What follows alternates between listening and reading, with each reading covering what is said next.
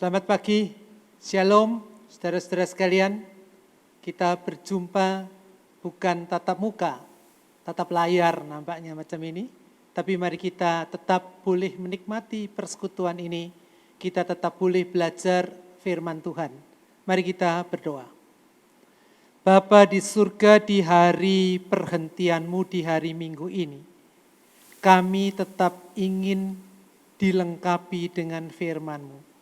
Supaya kami boleh menjalani kehidupan dengan penuh sukacita dan menggunakan kehidupan ini dengan baik. Karena kami tahu Tuhan tidak pernah meninggalkan kami. Nyatakan kehendak-Mu buat kami saat ini. Pimpinlah dengan Roh Kudus untuk kami menyambut firman-Mu. Dalam nama Yesus Kristus, amin. Ya, gimana kabarnya? Saya kira semua orang rata-rata mengatakan bosan, stay at home, istilah yang populer, tinggal di rumah, bekerja di rumah, yang sekolah kuliah di rumah, beribadah juga di rumah. Bosan rasanya. Ada yang mengatakan sampai kapan ini selesai? Waktu kok begitu lambat sekali. Tapi sisi lain ada juga orang yang mengatakan waktu ini kok berjalan begitu cepat ya. Tidak terasa kita sudah memasuki minggu ketiga bulan Juni. Waktu berjalan begitu cepat. Nah, mari kita coba perhatikan apa yang Alkitab sampaikan di Efesus pasal 5. Kita akan membaca Efesus pasal 5 ayat 15 sampai dengan 17. Efesus pasal 5 ayat 15 sampai dengan 17. Sekiranya sudah, saya akan bacakan Efesus 5 ayat 15 sampai dengan 17. Karena itu perhatikanlah dengan saksama bagaimana kamu hidup. Janganlah seperti orang bebal tetapi seperti orang arif. Dan pergunakanlah waktu yang ada. Karena hari-hari ini adalah jahat. Sebab itu janganlah kamu bodoh. Tetapi usahakanlah supaya kamu mengerti kehendak Tuhan. Hei, perhatikan yang sama. Wah, pada saat saya mengatakan itu, semua yang di rumah kaget. Wih, ini ada apa kok keras sekali. Nah, perhatikanlah kita apa yang dikatakan Rasul Paulus ini. Perhatikanlah dengan saksama. Terjemahan aslinya perhatikan dengan teliti, dengan serius, dengan lengkap. Jangan main-main. Loh, ada apa? Kok sampai Rasul Paulus mengatakan ini? Sudah perhatikan, masih ditambah lagi dengan seksama. Kalau kita perhatikan di sini apa yang dikatakan, bagaimana kamu hidup? Adulah, hidup aja kok harus diperhatikan dengan seksama. Hidup ya harus dijalani begitu saja. Oh, tidak bisa. Ya. Ditekankan di kalimat berikutnya, jangan seperti orang bebal, tapi seperti orang arif. Ya. Jadi hidup itu bagaimana orang menggunakannya, mengisinya, dikaitkan dengan kebebalan atau kearifan, dengan kebodohan atau kebijakan. Jadi hidup itu tidak bisa dijalani dengan asal-asalan. Orang harus mengakui hidup itu sebenarnya sangat indah.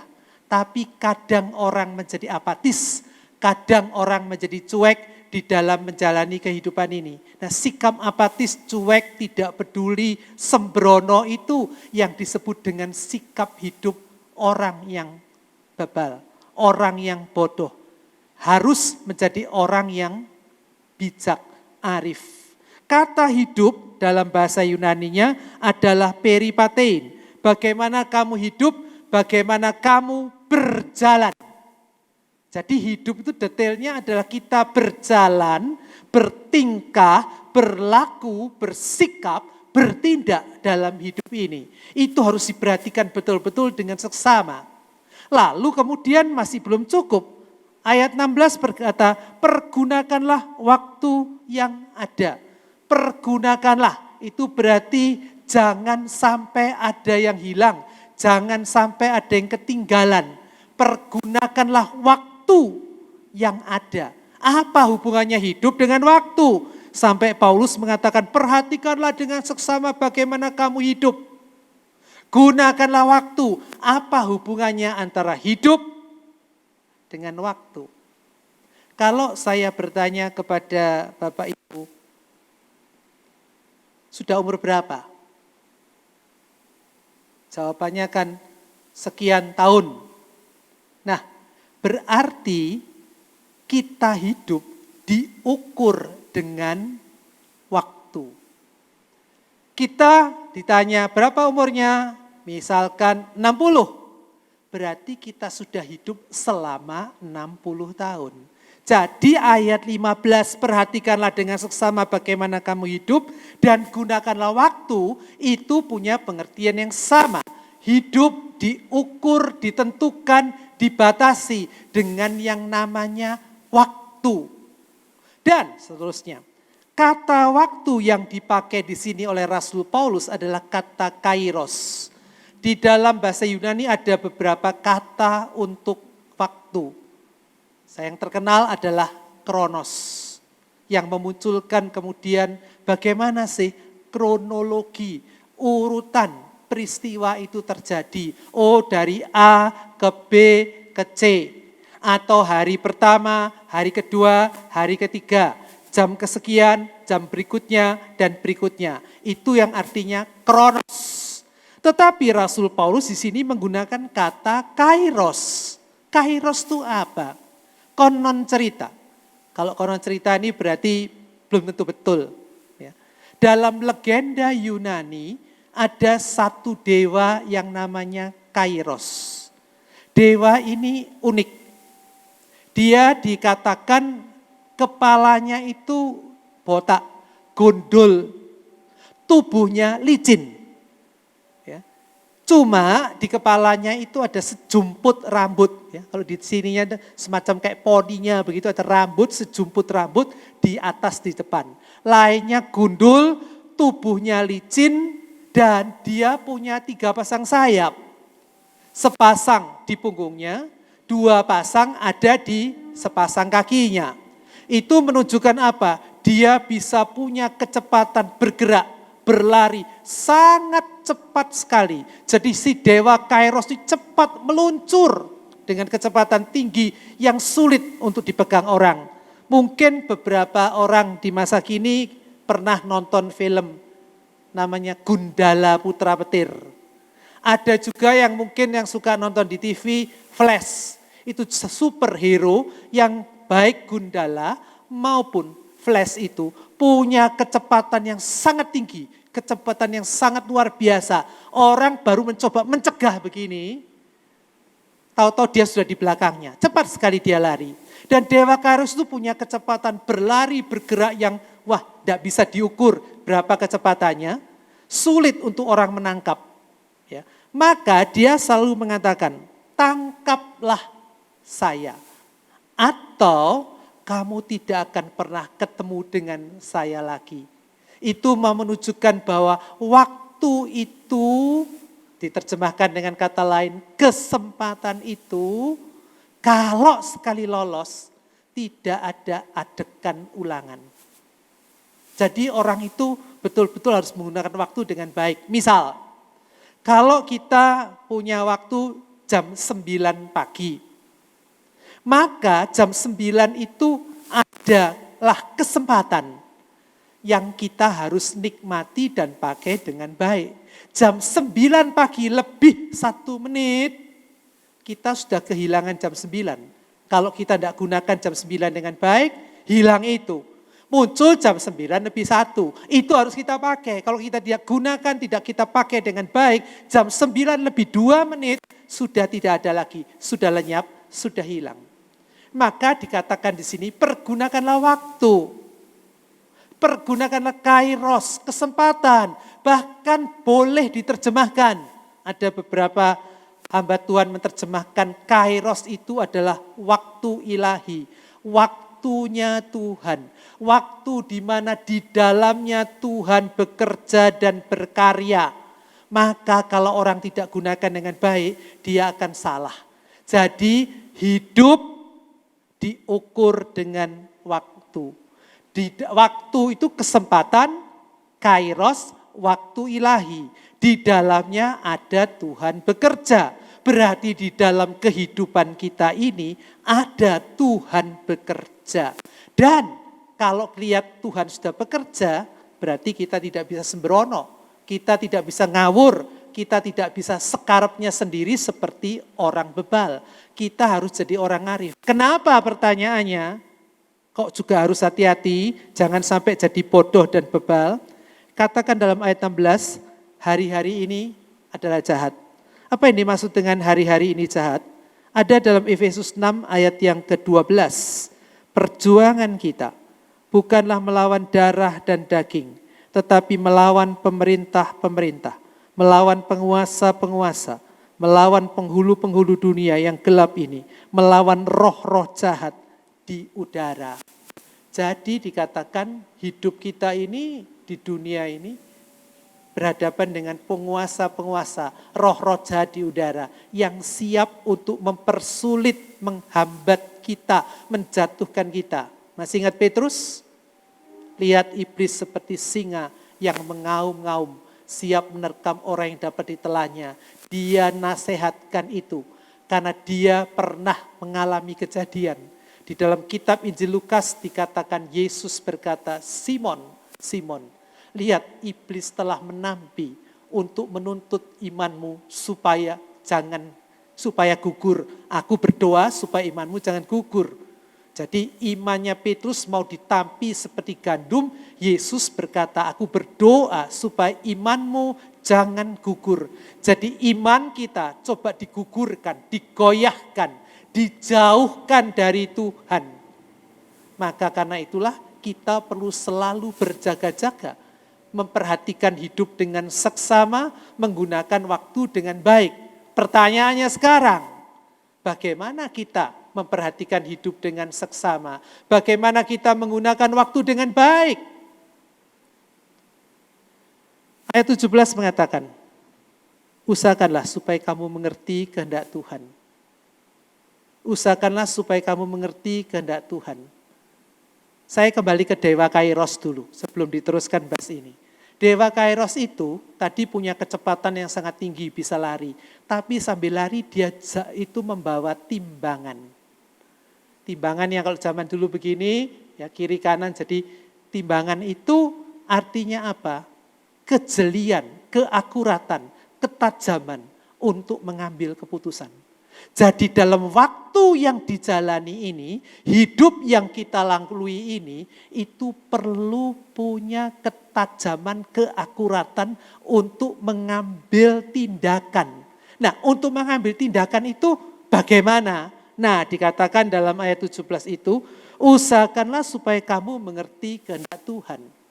Kata mengerti kehendak Tuhan itu suneite dalam bahasa Yunani. Suneite itu berarti satu proses mencari yang tidak pernah kunjung selesai.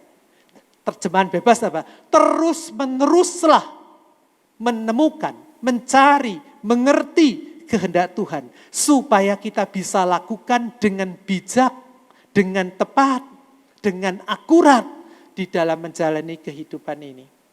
Sekarang kita lanjutkan lagi. Kalau dikatakan kita harus mengerti kehendak Tuhan terus-menerus senantiasa. Kehendak Tuhan yang mana? Itu yang menjadi satu pertanyaan bagi kita. Yang pertama, kehendak Tuhan yang berlaku untuk semua umatnya. Dan itu dituliskannya di dalam Alkitab. Wah, ada orang berkata, Alkitab saya sudah baca semua. Saya sudah jadi Kristen, sudah tahu kehendak Tuhan. Oke lah, andai kata memang kita betul-betul jujur sudah membaca Alkitab satu kali sampai berkali-kali seluruhnya dari Kejadian sampai Wahyu lengkap selesai. Janganlah berkata, Saya sudah tahu, saya sudah mengerti. Kita harus terus-menerus mencari dan mengenali Tuhan. Waktu kita stay at home, tinggal di rumah, apa kerjaan kita? Baca Alkitab, oh pasti. Tapi coba lakukan itu dengan lebih mendalami, lebih serius. Ada beberapa teman-teman saya mengatakan gini, ya saya mencoba memeriksa kembali pemahaman saya tentang siapakah Tuhan itu. Dulu saya pahami dengan baik Tuhan itu Tuhan yang selalu menyelesaikan segala persoalan dengan cepat dan segera. Tapi sekarang saya harus memeriksa kembali pemahaman saya. Kenapa corona ini tidak kunjung selesai? Kenapa Tuhan tidak bekerja? Bukan berarti saya meragukan Tuhan, bukan. Tapi saya harus memahami bahwa Tuhan bekerja itu tidak selalu harus seperti yang kita pikirkan. Caranya, waktunya seperti yang kita kehendaki. Dia punya cara kerja yang tidak bisa kita pahami. Ada hamba Tuhan mengatakan, Tuhan di manakah dia? Kenapa dia tidak bekerja dibiarkannya pandemi ini? Jawabannya memang betul. Tuhan ada bersama-sama dengan kita, mendampingi kita, menguatkan kita untuk kita menghadapi semua itu. Nah, teman saya mengatakan, saya harus mempelajari kembali pemahaman saya tentang Tuhan dengan memeriksa kembali Alkitab. Bukan ngawur ya, bukan kemudian cari-cari pendapat sendiri. Diuji semua pemahamannya, konsepnya dengan melihat kembali ke dalam Alkitab. Itu perlu dilakukan. Yang berikutnya, dia juga mengatakan, saya mencoba untuk introspeksi, memeriksa diri saya. Saya sudah melayani Tuhan sekian lama katanya. Tapi saya perlu memeriksa apa yang saya belum lakukan. Walaupun saya tahu itu kehendak Tuhan. Salah satunya, hukum keempat. Masih ingat hukum keempat? Apa hukum keempat? Ingat dan kuduskanlah hari Sabat. Sekarang di masa kita harus tinggal di rumah ini, itu sebenarnya memaksa kita untuk meletakkan kembali adanya hari istirahat. Cuma ini memang hari istirahatnya panjang sekali. Tapi disinilah makna kita beristirahat. Minggu yang mestinya hari Sabat, biasanya kita harus istirahat, nyatanya kita masih harus kerja, ngelembur. Bahkan kadang pagi ibadah, siang rapat, sore latihan, persiapan sekolah minggu, macam-macam. Hari Minggu sering tidak menjadi hari istirahat bagi kita. Nah, disinilah sekarang kita melihat betapa bermaknanya waktu istirahat itu. Kita bisa melihat, kita berkata, saya sudah melakukan firman Tuhan. Tapi ingat, bukankah kita sering melupakan, ingat dan kuduskan hari Sabat. Kita cek lagi, semua kehidupan kekristenan kita sudah mentaati firman Tuhan itu dengan betul tidak? Itu yang pertama. Jadi kita melihat kehendak Tuhan adalah segala apa yang ada tertulis dalam Alkitab. Kita membaca Alkitab, memeriksa kembali pemahaman kita tentang Tuhan di Alkitab. Kedua, apa kehendak Tuhan buatku pribadi? Bisa dikembangkan buat keluargaku. Juga bisa dikembangkan buat gereja tempat aku berada. Apa kehendak Tuhan secara khusus? Ya, caranya gimana? Ya tanya sama Tuhan. Tuhan, apa yang Engkau kehendaki bagiku, bagi keluargaku, bagi gereja di tempat aku bergereja ini. Untuk aku lakukan apa yang Kau inginkan, apa kehendak-Mu. Nyatakan kehendak-Mu. Kita biarkan Tuhan berbicara kepada kita. Tapi awas, ya. Memang sedang rame ini membicarakan tentang kehendak Tuhan, suara Tuhan macam-macam. Tuhan berbicara kepada kita, memakai berbagai macam bentuk cara, tetapi perhatikan. Semua apa yang Dia katakan kepada pribadi kita, keluarga atau gereja, itu harus cocok dengan Alkitab. Diuji dengan Alkitab secara baik. Bukan cuma nyomot satu ayat. pelajari Alkitab secara menyeluruh. Supaya apa? Jangan sampai itu cuma suara hatiku sendiri, pikiranku sendiri yang kemudian aku katakan sebagai suara Tuhan. Suara Tuhan tetap ada, Dia tetap berbicara kepada kita, tetapi kita harus mengujinya dengan Alkitab. Itu yang harus diperhatikan dengan baik. Ya. Lalu, apa yang biasanya Tuhan nyatakan? Biasanya pada saat-saat seperti ini, apa yang Tuhan kehendaki buat aku, keluarga atau gereja, adalah kita memeriksa. Kami ini punya potensi apa? Punya bakat apa? Punya talenta apa? Punya karunia apa? Oh, potensiku main musik. Oke, main musik. Coba dicek lagi. Selain main musik, apa lagi? Di masa-masa tinggal di rumah ini, muncullah berbagai bakat-bakat yang tersembunyi. Kalau kita perhatikan di berbagai media sosial, wah orang-orang tuh pada sibuk. Bikin makanan ini, makanan itu. Dan dia bilang ini tidak pernah tak kerjai. Biasanya aku kerjakan yang lain, kerjaan kantor. Sekarang kerjaan kantor cepat selesai, saya coba masak-masak. Menemukan menu-menu baru. Dan dia bisa membuatnya dengan rasa enak. Karena apa? Dicoba, dijual ke orang, banyak pembelinya. Ketemu bakatnya. Ada lagi yang kemudian muncul bakat. Bakat apa? Potong rambut. Banyak orang takut pergi ke salon. Potong rambut nanti ketularan yang macam-macam. Potong rambut dewe, siapa korbannya? Yang di rumah, anak, suami, istri, atau siapapun di rumah jadi uji coba. Ya, dicoba pakai ini, pakai itu, ya rodok petal-petal nggak apa-apa. Tapi justru pada waktu petal itu dibikin gunting sampai keluar model rambut yang unik. Ada yang model mangkok, model apa macam-macam kalau kita lihat. Lalu kemudian kalau dia upload, dia viralkan, wah banyak orang bilang potongannya unik. Iya ternyata saya punya bakat ya, punya potensi untuk motong rambut. Nah itu artinya apa? Itu contoh. Ya. Artinya apa? Kita menganggap kita dulu nggak bisa, tapi sebenarnya bisa. Kalau di dunia sepak bola, bagi yang doyan sepak bola, ada banyak pemain sepak bola yang semuanya berkata, cita-cita saya ingin menjadi penyerang depan. Menciptakan gol sebanyak mungkin. Tapi saya jengkel waktu saya main di klub tertentu. Manajernya bilang, kamu bukan penyerang depan. Kamu menjadi pemain belakang, back serang. Pemain belakang yang bisa menyerang. Waduh, saya harus lari lebih banyak, ngomel sahabatan. Tapi nyatanya, dia kemudian menjadi pemain yang terkenal dan bagus.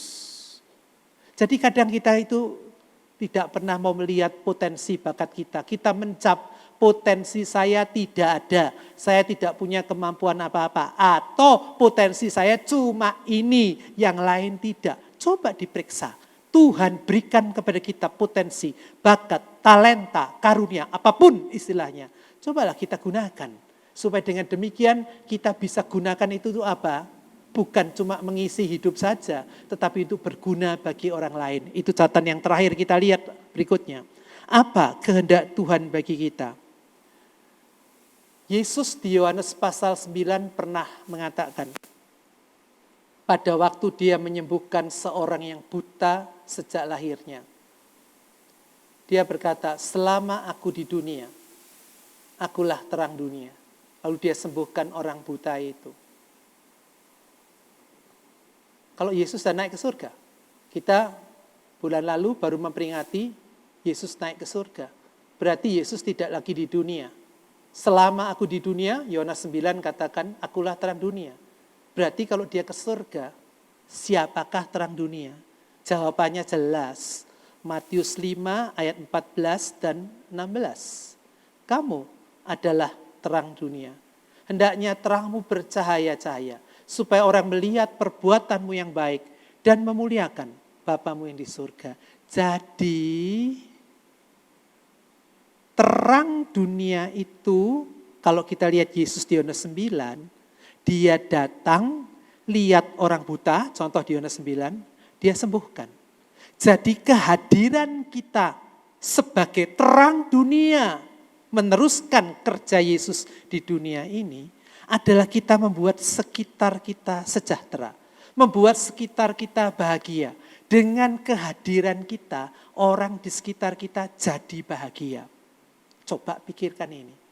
Saya ada sekian lama jadi Kristen, baik pribadi, keluarga, atau kelompok jemaat. Kehadiran saya itu untuk apa? Maafkan aja ya. Orang datang di gereja, orang di rumah saat teduh, mimbar, mesbah keluarga, semuanya untuk menguatkan iman. Tetapi menarik sekali, sebenarnya kekristenan itu berkata bukan untuk hanya menumbuhkan iman, tetapi untuk mewujudkan iman, supaya bisa punya makna, punya akibat, punya dampak, punya efek bagi sekitar. Kehadiran kita bukan untuk bernikmat-nikmat, memuji Tuhan, menyanyi saja. Tetapi bagaimana kehadiran di luar itu sangat dibutuhkan. Sekarang sedang ramai dibicarakan tentang new normal. Ya, gaya hidup, style hidup baru. Di tengah kita nanti masuk dalam kehidupan sehari-hari, tetap berjalan bersama-sama dengan yang namanya COVID-19 ini. Orang bilang berdamai, orang bilang kita harus bersahabat, macam-macam terserahlah. Tapi kita akan masuk ke sana. Bagaimana peranan dan sikap kita?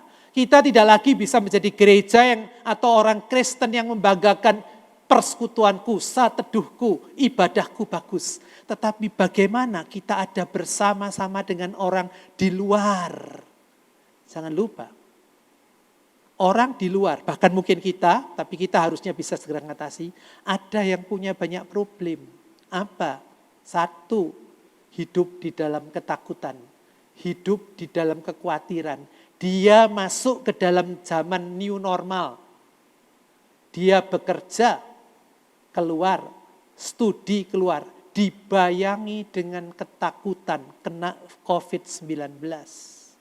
Ketakutan apa? Sebenarnya bukan ketakutan kena COVID-19, tapi ketakutan yang lebih parah adalah kematian. Banyak orang takut, banyak orang khawatir. Sikap kita kepada mereka apa? Itu yang menjadi pertanyaan. Kedua, ada mereka-mereka yang sekarang ini mengalami kesulitan ekonomi di PHK. Bagaimana sikap kita pribadi, keluarga dan gereja kepada mereka-mereka yang sedang dalam keadaan seperti itu. Tidak mudah untuk mencarikan lapangan kerja bagi mereka, tetapi apa yang bisa kita perbuat? Ini beberapa gereja sekarang sudah mulai memunculkan satu program di mana jemaat-jemaat yang mengalami PHK, kesulitan, tetapi mempunyai keterampilan-keterampilan entah masak, ada yang menjadi pengirim barang atau servis ini, servis itu, mendaftarkan diri di gereja. Lalu gereja itu memunculkan satu booklet, satu petunjuk yang dimunculkan di media sosial, disebutkan misalnya orang A berjualan, contoh ya, pangsit mie. Minimal bisa beli 5 porsi, 3 hari sebelumnya pemesanan, hubungi nomor sekian. Di situ dicatat nama jemaat-jemaat dan bahkan juga bisa masyarakat sekitar yang membutuhkan. Lalu kemudian siapa yang mau bisa beli di sana, bisa minta bantuan dari dia. Itu perlu sekali karena sekarang ini memang tidak bisa kita menghindari mereka butuh. Jangan lupa Yesus juga peduli loh ya. Dia tidak hanya berkhotbah, waktu lihat banyak orang lapar, dia berkata beri mereka makan. Yang sakit dia sembuhkan. Jadi bukan hanya bicara soal Injil saja, ya, tetapi tentang bagaimana kebutuhan mereka. Kita harus ada bersama dengan mereka. Terus kemudian bagi yang punya kemampuan-kemampuan, cobalah sekarang, ini gereja-gereja semua pada sebagian besar mengalami, saya tidak katakan semua ya, sebagian besar kepanikan, kurang tenaga IT. Ya. Nanti perlu ada lagi ibadah digital, gereja digital, tidak tahu kayak apa itu, tetapi itu perlu dipikirkan, dibutuhkan orang-orang muda yang punya kemampuan di bidang IT yang canggih. Saya kira nanti waktu sudah new normal kita tidak akan hanya bisa menjalankan ibadah semua datang di gereja. Ada orang-orang tua yang tetap menjadi catatan dari pemerintah. Dikatakan sebaiknya untuk tidak datang di gedung gereja. Tapi mereka perlu dilayani. Nah bagaimana mereka ini dilayani? Nah semacam itu perlu diajari caranya buka HP, buka WA. Kalau ada yang punya smartphone, bagaimana bisa buka YouTube? Itu dibutuhkan orang yang kudu sabar telaten. Ingat ya, biasanya orang tidak telaten ngajari orang tua. Diajari sedikit, lali, bingung. Dibutuhkan, itu potensi kita yang mampu kerjakan itu. Bagaimana gereja nanti punya pelayanan-pelayanan yang lebih meluas, yang mengglobal dengan IT yang ada. Coba pikirkan. Itu mulai selagi kita ini masih punya waktu yang dikategorikan cukup longgar. Gunakan waktu itu dengan baik. Waktu itu adalah ada Tuhan bekerja. Berarti kalau Tuhan bekerja, kita melakukan kehendaknya. Dia tidak biarkan kita sendiri. Dia dampingi kita. Dia pimpin kita. Ketahuilah, aku menyertai kamu sampai akhir zaman. Aku menyertai kamu selama-lamanya. Roh itu menjadi kuasa yang menyertai kamu sehingga kamu jadi saksi sampai ujung bumi. Tuhan akan sertai dampingi kita. Karena itu, perhatikanlah dengan seksama bagaimana kamu hidup. Gunakanlah waktu, kesempatan, waktu ilahi, waktu Tuhan ini dengan terus-menerus bertanya, mencari, dan mewujudkan kehendak Tuhan. Kita berdoa. Tuhan, terima kasih karena Engkau bukan Tuhan yang jauh. Engkau Tuhan yang hadir bersama-sama kami, di tengah-tengah kami. Cuma kami kerap tidak menyadari kehadiran Tuhan.